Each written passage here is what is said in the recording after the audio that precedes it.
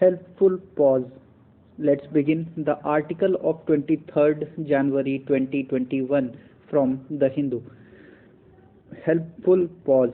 When the government and the farmer restart talks, the Supreme Court must set back.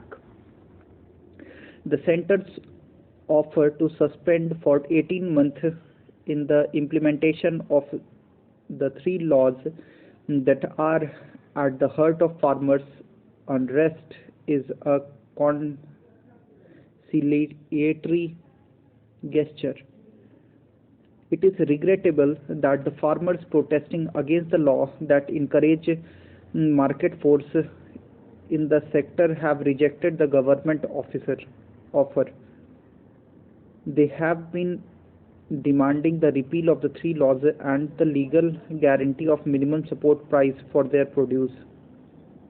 The government has refused to concede these demands but are willing to put off the implementation of the laws in the right step that could lead to viable reform of package for the agriculture sector. A toxic combination of the center's intransigence, ignorance, and insensitivity led to current flare-up. That India's agriculture sector requires reform is not a dispute. The challenge is in identifying the viable measures from the economic, environmental, and scientific perspective and building a wide political agreement for them. The government has now shown wisdom and sagacity by offering to start consultation. Farmers should now not allow their maximalism to obstruct the path of an agreement. It is a case of better late than never. By creating an environment of trust with the aggrieved farmers, the government can reclaim its authority and role.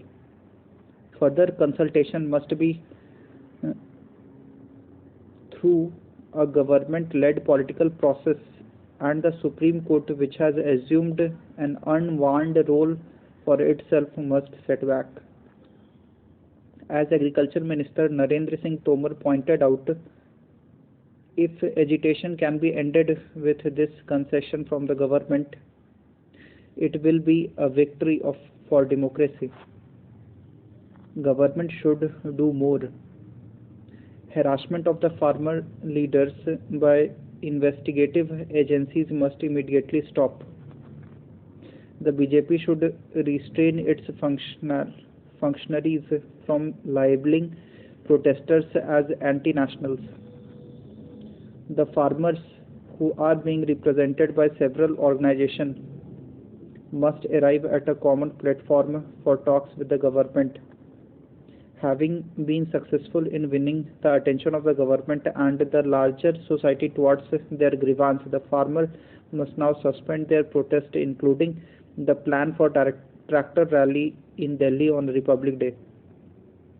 The consultation on the three laws and reforms in general must take place in the ambience of mutual trust and spirit of give and take. The take must be without precondition but with an agreed premise that agriculture and farmer cannot be left at the mercy of market force, and the current crop and remuneration patterns are not sustainable. This requires both sides to be open-minded than they have been so far. A pause of the laws can be helpful. Fire warning. The Serum Institute Blaze highlights the need for zero tolerance safety protocols.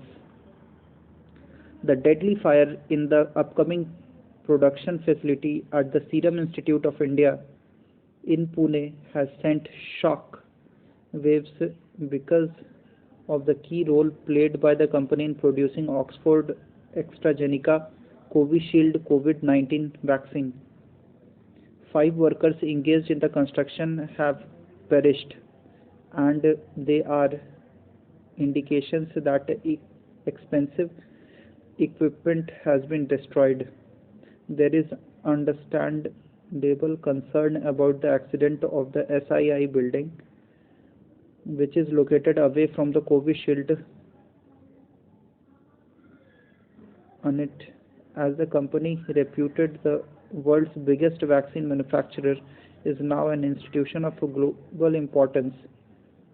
It is scheduled to deliver several 100 million doses of Covishield to host of countries including less affluent nations, depending on the COVAX initiative led by WHO to protect the population and move towards normality. Such a position of indispensability of the Pune facility in the war against pandemic cast upon India, Maharashtra and SII the responsibility of ring-fencing vaccine production against all threats, including the one that normally gets low importance in India, which is fire safety. The initial assessment indicates that Thursday's blaze may have been triggered by flammable materials set fire by spark generated during construction works. Tapping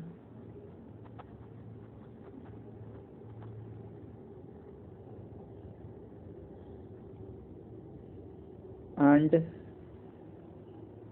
aspharist workers, it's welcome that the company has offered a solitium to the families of the victim, who include migrants from Uttar Pradesh and Bihar. But the biggest task is to co-vaccine the world, that critical vaccine supplies are not jeopardized by lax safety protocols. The storage and transport of vaccine, which are time and temperature sensitive pharmaceutical products, require special care. COVID-19 has come as to wake up call to governments to overcome supply bottlenecks and capacity constraints. Even the creation of new vaccine plant to meet future needs would be entirely justified. With a scramble of approved vaccine and inability to produce enough for all countries, WHO Director Tedros Adhanom Ghebreyesus warned that bilateral deals were threatening the smooth rollout of COVAX initiative at close to 3 billion doses. It is the Oxford AstraZeneca vaccine that forms the bulk of over 10 billion doses of different vaccines ordered so far. Clearly, Indian production is vital to meeting this demand. Pharmaceutical production must satisfy precision, quality and safety standards comparable to high technology sectors such as defense and space. High standards to fire safety for the core of all manufacturing. WHO has model guidance of pharma units emphasizes the ability of site security, automatic fire detection system, mechanical and manual ventilation, sprinkler system and fire drills, among other aspects. Too often, safety during construction and operation suffers dilution due to cost considerations. With almost no fire awareness amongst workers, The Pune fire shows that life and reputation depend on full adherence of good practice.